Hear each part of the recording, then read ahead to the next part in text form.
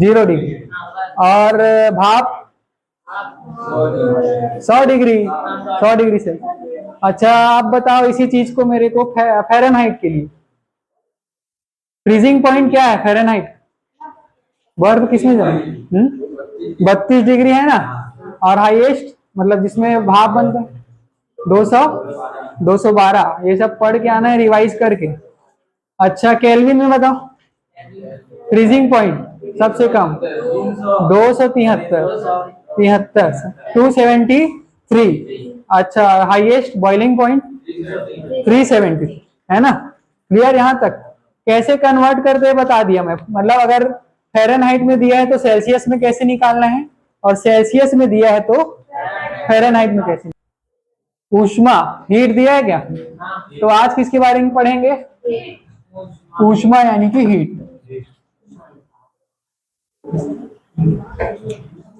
हाँ क्या पढ़े? ऊष्मा किसको बोलते हैं? हीट। क्या पता है बताओ?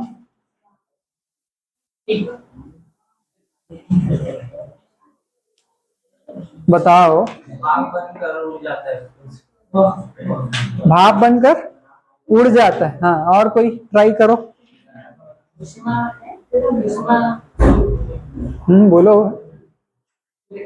सूर्य का प्रकाश से ऊष्मा मिलती। हाँ और कुछ बताते जा जो भी समझते हो। अच्छा ऊष्मा से कोई भी पदार्थ क्या होता है? गर्म होता है। हाँ और बुक पढ़ने लग गए लोग मतलब थोड़ा बहुत नॉलेज रहता है, नहीं थोड़ा बहुत सुना रहते हैं। अब तुम लोग तो 3 घंटा पढ़े हो, नहीं पढ़े हो? और 3 घंटा इतना भी नहीं पता है कि ऊष्मा क्या होता है। चलो मैं बता रहा हूँ, ध्यान से सुनो। तो आपके बुक में क्या लिखा है? जब हम लोग दो वस्तुओं को एक दूसरे के संपर्क में लाते हैं, संपर्क समझ गए?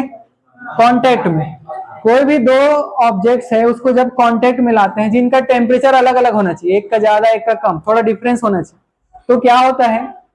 ज्यादा टेम्परेचर से कम टेम्परेचर की ओर ऊष्मा का प्रवाह होता है ना। जो हीट है उसका फ्लो कहां से होता है? ज्यादा से कम की ओर, है ना। मोर से लेस की ओर, है ना। हायर से लेस की ओर होता है, ठीक है। उसी को क्या बोलेंगे? ऊष्मा। लेकिन पहले क्या मानते थे? पहले ये माना जाता था कि जब भी कोई गर्म वस्तु को ठंडी वस्तु के पास लाते हैं तो थोड़ी देर में क्या होता है? गर्म वस्तु से ऊष्मा निकलती है और किसमें जाती है? ठंडी वस्तु। फिर तब तक होता है ये प्रोसेस जब तक कि दोनों का टेम्परेचर बराबर ना हो, है ना। तभी तक तो चलेगा ये प्रोसेस। पहले के लोग क्या मानते थे कि कोई लिक्विड, कैसे उसे कैसे सोचते थे, सोचो। पहले भी कोई लिक्विड निकलता है तरल, और किस में जाता है? गर्म पदार्थ से निकलकर ठंडे की ओर जाता है। कोई लिक्विड जिसको हम लोग ऊष्मा बोलेंगे, है ना। उनके जो पहले ऐसे ही समझते थे, ज्यादा खोज नहीं हुआ था, तो पहले क्या समझते थे? कोई लिक्विड है, तरल पदार्थ, वो गर्म वस्तु से निकलकर किसमें चली जाती है? ठंडे में। जिसके कारण क्या होता है? वो भी गर्म हो जाता है और दोनों का टेम्परेचर बराबर। ऐसा पहले समझते। ये सही है कि गलत? गलत है रिकी। अब जैसे कि हाथ को ऐसे से रगड़ो, चलो रगड़ो रगड़ो रगड़ो अच्छे से, अच्छा लगेगा भाई, थोड़ा ठंडी। हाँ गर्म हुआ कि नहीं हुआ? लग रहा है गर्म। अब बताओ एक हाथ से कुछ गर्मी निकल के दूसरे में चला गया क्या? कोई तरल निकला? कुछ दिखा? तो ये अभी जो पहले सोचते थे वो सही है कि गलत? गलत है ना, ऐसा तो नहीं होना। अच्छा एक चीज और, अगर गर्म वस्तु से कुछ निकलेगा और ठंडे में जाएगा तो गर्म वाले का जो भार है वो कम होगा ना भाई। कुछ निकल के उसमें जा रहा है, उसका भार भी कम होना चाहिए, है ना। वेट कम हो जाना चाहिए ना, कुछ निकल के दूसरे में। लेकिन ऐसा तो कुछ नहीं होता। मतलब ये वाला जो कॉन्सेप्ट था वो रॉन्ग। ये वाला कॉन्सेप्ट क्या था? गलत, है ना। पहला कॉन्सेप्ट हमारा क्या हो गया? गलत। उसके बाद और वैज्ञानिक आए, इनका नाम, अच्छा ये कैलोरिक ने सोचा था ना ऐसा। ऐसा किसने सोचा था? कैलोरिक नाम था उसका। इस तरल, जो तरल पदार्थ में बोल रहा हूँ, लिक्विड या फ्लूइड मैटर, तरल जिसकी मैंने अभी बात की, उसको क्या नाम दिया गया था? कैलोरिक। कैलोरिक क्यों? हाँ क्योंकि उन्हीं उसी ने बताया था, है ना। इसको क्या बोलेंगे? तरल पदार्थ को लिक्विड मैटर क्या बोलेंगे, या सब्सटेंस लिख सकते। इसको क्या नाम देंगे भाई? कैलोरिक। ठीक है, कैलोरिक, समझ गए। उसके बाद एक दूसरे वैज्ञानिक आए जिनका नाम था काउंट रमफोर्ड। काउंट रमफोर्ड, उन्होंने बताया कि ऐसा कुछ भी नहीं होता है कि एक पदार्थ से तरल निकलेगा दूसरे में, ऐसा नहीं होता। उसने क्या बताया, बल्कि किसी चीज को गर्म करना है तो घर्षण से ही किया जा सकता है। घर्षण मतलब उसको रगड़ के, केवल रगड़ने बस से वो तो गर्म हो जाता है, तो तरल पदार्थ वाली बात ही नहीं। जैसे हाथ को रगड़े अभी तो गर्म हो गया था ना, कि कुछ लिक्विड निकला था? नहीं निकला था ना। अब गर्मी के मारे पसीना आ गया ऐसा मत बोलो। ठीक है, तो कोई भी लिक्विड नहीं निकलता है, केवल घर्षण बस से क्या हो जाता है, गर्म हो जाता है। फिर बाद में और कॉन्सेप्ट को क्लियर किया गया और हमको सही परिभाषा मिला ऊष्मा का। लिखो ऊष्मा करके हेडिंग डालो, जिसके कारण किसी वस्तु के गर्माहट का क्या होता है, आभास होता है ना। वही क्या है, कौन सी एनर्जी है, ऊष्मीय ऊर्जा है ना, थर्मल एनर्जी। उसी को क्या बोलते हैं, हाँ, इज कॉल्ड, ऊष्मीय ऊर्जा को क्या बोलते हैं भाई, थर्मल एनर्जी और हीट एनर्जी, दोनों नाम दे सकते हो, है ना, हीट एनर्जी और थर्मल एनर्जी। यहां तक क्लियर सबको? उच्च ऊष्मीय ऊर्जा से निम्न ऊष्मीय ऊर्जा की ओर ऊष्मा का प्रवाह होता है। क्लियर? तो क्या समझ में आया परिभाषा से, ऊष्मा क्या है, ऊर्जा है ना। पहली बात तो यही समझ आया, ऊष्मा यानी कि हीट क्या है, एक प्रकार का एनर्जी है, क्या ऊर्जा है ना भाई। तो अपने को क्लियर हो गया कि ऊष्मा एक प्रकार का एनर्जी है ना, ऊर्जा है। इसका मात्रक क्या होता है ऊर्जा का, ऐसा ही जूल से नापते हैं क्या? ऊर्जा यानी एनर्जी को किससे नापते हैं? पूरा मान नहीं पूछ रहा हूं मैं, केवल मात्रक पूछ रहा हूं, है ना। किससे नापते हैं? जूल से। इसलिए ऊष्मा को भी किससे नापते हैं? क्योंकि ऊष्मा भी क्या है भाई, ऊर्जा ही है ना। हीट भी एनर्जी है, एनर्जी का ऐसा ही मात्रक क्या है, जूल। इसलिए ऊष्मा का भी ऐसा ही मात्रक क्या है, जूल। लास्ट में एक लाइन लिख लो, ऊष्मा का ऐसा ही मात्रक जूल है। इसी के नीचे लिख लो, ऊष्मा का ऐसा ही मात्रक क्या है, joule. The SI unit of heat is joule. समझ में आ गया यहां तक? तो अब क्या समझ में आ गया कि ऊष्मा एक प्रकार की क्या है, जूल है, एनर्जी है ना, ऊर्जा है। कोई तरल वरल पदार्थ नहीं है ना, वो क्या है, एक एनर्जी होता है। अच्छा, कैलोरी सुने हो कि नहीं सुने हो? देखो कैलोरी को किस में बदलेंगे, जूल में। क्या संबंध होता है कैलोरी और जूल का? कैलोरी और एंड जूल, ठीक है। तो 1 calorie is equal to 4.8 joule. 1 calorie बराबर कितना जूल, 4.8 ना, समझ गए। अच्छा, 1 किलो कैलोरी, अब 1 किलो आलू ऐसे वाला नहीं, 1 किलो कैलोरी क्या होता है, कितना होता है? किलो लगे मतलब समझ जाना 1000 से गुणा हो जाएगा। किससे गुणा हो जाएगा? तो 4.8, इसको 1000 से गुणा कर दो, इससे 1000 से, और क्या लिख दो, जूल। अच्छा बताओ, 1000 को मैं 10⁻³ लिख सकता हूँ? 10 गुणित 10 गुणित 10 कितना आएगा, 10 दाम 100, 100 दाम 1000। तो इसको क्या लिख सकता हूँ, 10⁻³ लिख सकता हूँ नहीं, 1000 को। तो ऐसे लिख लो जैसा बुक में दिया है। सेकंड, आपके बुक में देखो दिया है ऊष्मा का संचरण, ट्रांसफर ऑफ हीट, ट्रांसफर, हाँ जी, क्या लिखा है, अच्छा 18 लिखा है क्या? ठीक है ठीक है, 1 आएगा ना, यहाँ 1 लिख लो बस, ठीक है, ठीक, बढ़िया किए, ध्यान दिया करो। ऊष्मा का संचरण, ट्रांसफर ऑफ हीट। संचरण मतलब उसका फ्लो होना, है ना, प्रवाह होना, फ्लो होना, उसी को क्या बोलेंगे, संचरण बोलेंगे। अगर किसी गर्म वस्तु को मैं ठंडे वस्तु के संपर्क में रखूंगा, है ना, किसी भी हॉट ऑब्जेक्ट को कोल्ड ऑब्जेक्ट के इसमें रखूंगा कांटेक्ट में, तो कहां से कहां ऊष्मा जाएगा? गर्म से ठंडी। अच्छा, टच में है, दोनों कांटेक्ट में है ना, तो कहां जा रहा है? गर्म से ठंडे। अच्छा, यही जो प्रवाह है, संचरण हो रहा है नहीं, गर्म से ठंडे, उसी को तो क्या बोलेंगे? संचरण। ट्रांसफर, ट्रांसफर हो रहा है ना भाई एक से दूसरे में, इसीलिए क्या बोलेंगे? Transfer of heat. Transfer of heat, heading डाल लिए। ये 3 प्रकार से हो सकता है। कितने प्रकार से? 3, क्योंकि ऑब्जेक्ट भी तो 3 प्रकार के होते हैं। क्या क्या क्या? ठोस, द्रव, गैस, है ना, solid, liquid and gas. Clear है नहीं? इसलिए ये भी कितने प्रकार से होगा? 3 प्रकार से। ठीक है। ठोस में जो होता है उसको बोलते हैं चालन। जब एक ठोस पदार्थ से दूसरे ठोस पदार्थ हो जाता है उसको चालन या कंडक्शन कंडक्शन बोलेंगे, है ना। उसके बाद संवहन। संवहन किसको बोलेंगे? जब द्रव, द्रव मतलब लिक्विड, गैस, इसमें जब ऊष्मा का प्रवाह होगा एक से दूसरे में, उसको बोलते हैं संवहन, कन्वेक्शन। ठीक है। और लास्ट है, अब देखो, ठोस भी हो गया, द्रव भी हो गया, गैस भी हो गया, तो क्या बचा?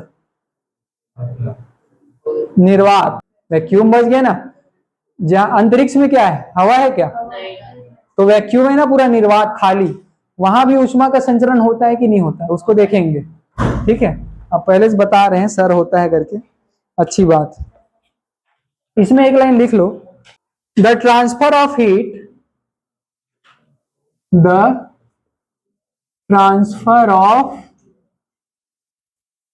इसका, हीट का, from one place to another, one place से अनदर, एक स्थान से दूसरे स्थान, ड्यू टू, किसके कारण होता है? तापांतर के कारण होता है ना, डिफरेंस इन टेम्परेचर,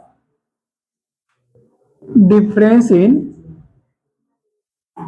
टेम्परेचर, उसी को क्या बोलते हैं? ट्रांसफर ऑफ हीट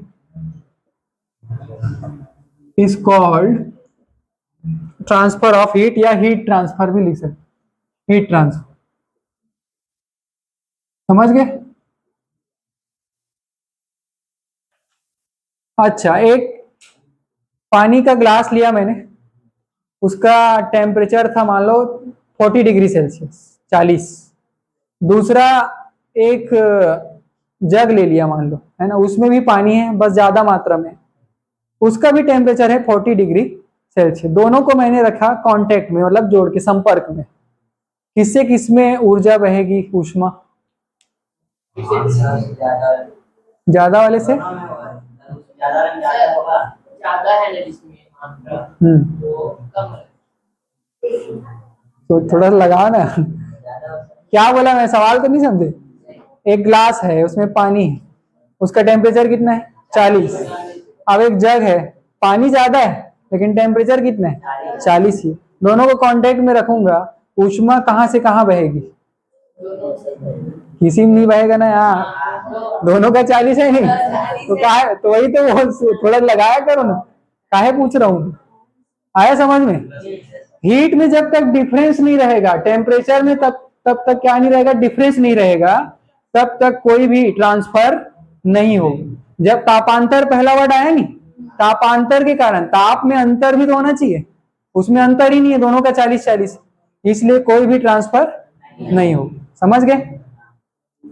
ट्रांसफर में पहला लिखोगे चालन। 3 टाइप से होता है, बताया नहीं? चालन, संवहन, विकिरण, कंडक्शन, कन्वेक्शन और रेडिएशन। चालन पहला लिखो, चालन। कंडक्शन, चालन को क्या बोलते हैं? कंडक्शन। ये वाला चित्र दिया है क्या? दिया है ना। चालन किस में होता है बोला मैं? कौन से? मतलब ठोस में, द्रव में, गैस में, सॉलिड में, लिक्विड में, गैस में? सब में ठोस में ज्यादा होता है, तो हमें थोड़ा हल्का गैस नया सिद्धांत नहीं बनाना है जो है उसी को रहने देना है, ठीक है। ठोस में होता है, किसमें होता है ठीक है, तो किसमें होता है लिख लो छोटा सा, है ना, किसमें होता है, ठोस में। पढ़ा रहा हूँ ना, धीरे धीरे आएगा आएगा। उसको क्या बोलते हैं, संवहन बोल देते हैं, चालन नहीं बोलते, ठीक है। देखो, चालन के द्वारा ऊष्मा पदार्थ के एक स्थान से दूसरे स्थान तक पदार्थ के कणों द्वारा अपना स्थान छोड़े बिना ही संचरित होती है। इस लाइन को समझो, ये चित्र दिख रहे हैं ना, क्या क्या लिए हैं, ये क्या है, कील है, ठीक है, लोहे का है, लोहे का छड़ है। अब ये क्या है, जल रहा है, इसमें क्या लगा, अच्छा इधर देख लो पहले, इसमें क्या क्या लगा हुआ है, मोम से हम लोग ने उसमें छोटा छोटा कील लगा दिए, ठीक है। अब देखो पहले वाले, इसको देख लो, ये 4 ठो लगा है कील, अब इसको कर रहे हैं गर्म, ये क्या है, लोहे का छड़, यहां गर्म करना चालू किए, क्या करना चालू किए, गर्म करना चालू किए। अब पहले कौन सा हिस्सा गर्म होगा, जहां आग है वही तो गर्म होगा कि साइड वाला गर्म होगा, जहां आग के नजदीक है वही क्या होगा, ज्यादा गर्म होगा। अब एक बात बताओ, जैसे खाना बनाते रहते हैं, चम्मच को डाल देते हैं कढ़ाई में, चम्मच का एक हिस्सा डूबा रहता है लेकिन पूरा आखिरी तक गर्म हो जाता है, फिर पकड़ते हैं तो ऐसे होता है हाँ, तो कैसे हुआ, एक हिस्सा टच है लेकिन धीरे धीरे कहां तक आ गया, लास्ट तक हीट का ट्रांसफर हो गया। यहाँ भी क्या हो रहा है, हीट यहाँ गर्म हो रहा है पहले, उसके बाद ऊष्मा का क्या हो रहा है, स्थानांतरण, संचरण, ट्रांसफर हो रहा है, तो आगे बढ़ रहा है। तो पहले पास वाला कील गिर गया, देखो दोनों गिर गया ना, क्योंकि पहले कहां पहुंचेगा, हीट पास में पहुंचेगा ना, इसलिए पहले वाले दोनों कील गिर गए। अभी ये वाले नहीं गिरे हैं, थोड़ी देर बाद ये भी गिर गए, क्योंकि मोम पिघलेगा गर्म होके और कील क्या होगा, गिर जाए, ठीक है। अब इसमें देखो, अगर आखिरी को गर्म किए, आखिरी हिस्से को, तो पहले दोनों वाले गिरे ना इधर का, कि आखिरी वाला गिरा, पहले वाला गिरा, जो ज्यादा नजदीक है वो पहले गिरेगा, है ना। तो ट्रांसफर ऑफ हीट कैसे होता है, जब एक जगह हीट बढ़ता है तो वहां से स्टार्ट होता है, जिसको चालन बोलेंगे, और आखिरी तक पहुंचता है। लेकिन एक चीज ध्यान रखेंगे, पदार्थ में जो भी कण है, जैसे पार्टिकल, जिस पार्टिकल से कण से बना है लोहा, वो कण थोड़ी ना यहां तक आया है, केवल हीट आया ना, कि इधर वाला लोहा इधर आ गया क्या, केवल हीट का ट्रांसफर हुआ है ना। कणों ने अपने जगह नहीं छोड़ा है, पार्टिकल्स ने अपना प्लेस नहीं छोड़ा है, वो वही है, केवल क्या ट्रांसफर हुआ, हीट ट्रांसफर। इसी को क्या बोलते हैं, चालन या conduction. In the process of conduction, जो भी कंडक्शन का प्रोसेस है, heat transfer takes place from one molecule of the substance to another molecule without any actual movement, है ना, कोई भी मूवमेंट नहीं होता है, विदाउट एनी एक्चुअल मूवमेंट। यानी कि जब चालन होता है तो कण एक दूसरे का अपना स्थान नहीं छोड़ते हैं, केवल किसका ट्रांसफर होता है, ऊष्मा का, हीट का, है ना, without any actual movement of this molecules. समझ गए। चालन के आधार पर ना 3 प्रकार के पदार्थ होते हैं, 3 प्रकार के मैटर होते हैं, किसके आधार पर, चालन यानी कंडक्शन के आधार पर। सुने होंगे, ऊष्मा के सुचालक, ऊष्मा के कुचालक और ऊष्मारोधी, है ना। Good conductor, bad conductor, poor conductor भी बोलते हैं, और होता है इंसुलेटर। 3 प्रकार का होता है। तो पहला होता है इंसुलेटर, ऊष्मारोधी जिसको बोलते। इंसुलेटर क्या होता है, ऊष्मारोधी, नाम से समझो, ऊष्मारोधी, हाँ, जिसमें ऊष्मा का संचरण बिल्कुल भी नहीं होता। जैसे एग्जांपल आपके बुक में दिया है एबोनाइट और एस्बेस्टस, और रबर भी आएगा। क्या आएगा? रबर। दूसरा है कंडक्शन या कंडक्टर, सॉरी कंडक्टर आएगा। कंडक्टर का किसको बोलेंगे? मतलब चालक या सुचालक। सुचालक किसको बोलेंगे? नहीं, उसको परिभाषा बताओ थोड़ा सा। जिसमें आसानी से हाँ, जिसमें ऊष्मा का चालन आसानी से हो, जिसमें इजिली क्या हो, हीट का ट्रांसफर हो, उसी को क्या बोलेंगे? कंडक्टर बोलेंगे, चालक बोलेंगे। उदाहरण, जो आसानी से गर्म होता है, लोहा। मतलब मेटल्स, जितना भी मेटल धातु है वो सब आ जाएंगे, कॉपर, एल्यूमिनियम, लोहा, है ना, सब। क्लियर? अब लास्ट क्या बचा? पुअर कंडक्टर, यानी कि कुचालक। किसको बोलेंगे? कंडक्टर का उल्टा कर दो, जिसमें ऊष्मा का संचरण आसानी से नहीं होता। नहीं लगा दो बस। वो क्या है? पुअर कंडक्टर, है ना, जिसमें आसानी से मतलब इजिली कंडक्ट नहीं होता है। क्या? थर्मल एनर्जी, उसको क्या बोलेंगे? बैड कंडक्टर या पुअर कंडक्टर। इसका एग्जांपल लकड़ी। लकड़ी आसानी से गर्म नहीं होता। और कांच हो गया, प्लास्टिक हो गया, है ना। जैसे खाना बनाने वाला जो बर्तन है उसका हैंडल है, या तो लकड़ी का होता है या तो प्लास्टिक रबर का। क्यों होता है? गर्म नहीं होता जल्दी, क्योंकि वो कैसा कंडक्टर है? बैड कंडक्टर, मतलब जल्दी से गर्म नहीं होता, पुअर कंडक्टर, कुचालक है ना। और जो लोहा है उसके आगे का, वो क्या है? गुड कंडक्टर, यानी सुचालक, है ना। और जैसे ये स्विच है, अब इसमें पूरा बिजली है नहीं मेरे, लेकिन करंट क्यों नहीं मार रहा है? कुचालक नहीं, इंसुलेटर, ऊष्मारोध। थोड़ा भी प्रवाह नहीं हो रहा है। किसका? अभी फिलहाल मैं उसका बता रहा था तुम लोग को, हीट का। लेकिन ये वाला एग्जांपल किसका हो गया? करंट का हो गया। करंट थोड़ा भी फ्लो नहीं हो रहा, नहीं तो मेरा क्या मारता, थोड़ा झटका लगता ना। तो ये क्या है? ये दोनों का एग्जांपल है वैसे। किसका? ऊष्मारोधी भी है और विद्युत रोधी भी। मतलब ना तो इलेक्ट्रिसिटी फ्लो होता है, ना ही इसमें हीट फ्लो होता है। दोनों का एग्जांपल है। ठीक है। अच्छा, ये उसी मटेरियल से बना होता है, एबोनाइट, एस्बेस्टस, जो लिखा है ना, एस्बेस्टस, उसी मटेरियल से बना होता है ये वाला जो प्लास्टिक है। इसीलिए इसमें जरा भी करंट भी नहीं लगता और गर्म भी जल्दी नहीं होता। क्लियर? लिख लो जो भी सुने हो अभी। रबर, एबोनाइट, इंसुलेटर, है ना, ऊष्मारोधी। क्या लिखोगे?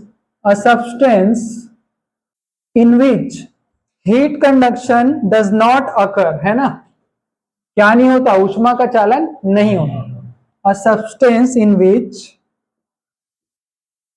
Heat conduction does not occur. Occur मतलब घटित नहीं होता, उसको क्या बोलते हैं भाई? अच्छा, एक लाइन और लिखाया था, जिसका ऊष्मीय चालकता शून्य होता है, and whose thermal conductivity is zero. And whose thermal conductivity क्या होता है? कल पूछूंगा ये सब जितना भी लिखा रहा हूं, तो पढ़ के आएंगे ना एग्जाम्पल सहित। And whose thermal conductivity is zero is called, क्या कहते हैं? A thermal insulator is called a thermal insulator. समझ गए? एग्जाम्पल बताओ ऊष्मारोधी का। लकड़ी, लकड़ी तो पुअर कंडक्टर में। हाँ, एबोनाइट होगा और एस्बेस्टस, है ना। रबर, रबर भी आएगा। क्या आएगा? रबर। एबोनाइट लिख लो, और क्या लिखोगे? एस्बेस्टस। समझ गए? दूसरा क्या होता है? चालक या सुचालक भी बोल सकते हैं। सुचालक लिख लो या चालक लिख लो, ऊष्मीय सुचालक या चालक। थर्मल कंडक्टर, दूसरा दूसरा पॉइंट। ऐसे पदार्थ, सुनो एक बार, सुनो एक बार में, एक ही बार बोलूंगा। ऐसे पदार्थ जिसमें ऊष्मा का संचरण सरलता से हो, लिख लो, जिसमें ऊष्मा का संचरण सरलता से। थर्मल कंडक्टर में क्या लिखोगे? Substance in which heat is conducted easily are called thermal conductors. Example लिख लो भाई, क्या लिखोगे? इतना तो सुन लिए ना, अब थोड़ा बहुत तो लिख सकते हो। मेटल्स लिख दो, जितने भी मेटल का नाम याद है, धातु। और जल भी है ना, पानी भी तो जल्दी गर्म होता है क्या? चलो लास्ट टॉपिक लिखो, उष्मीय कुचालक। बैड कंडक्टर या पुअर कंडक्टर, जो भी लिखना है लिखो। सुनो, एक बार बोलूंगा, उसी का उल्टा है, नहीं जोड़ना है। ऐसे पदार्थ जिसमें ऊष्मा का संचरण सरलता से नहीं होता, नहीं बस लगा दो, उसको क्या बोलेंगे? ऊष्मीय कुचालक। उदाहरण अपने मन से लिख लेंगे, इंग्लिश वाले लिखेंगे। Substances in which heat does not conduct easily, does not डाल देना बस, ऊपर वाले जो भी लिखे उसमें। Substance in which heat does not conduct easily are called poor conductors. Example लिख लेना, लकड़ी, ग्लास, कांच, है ना।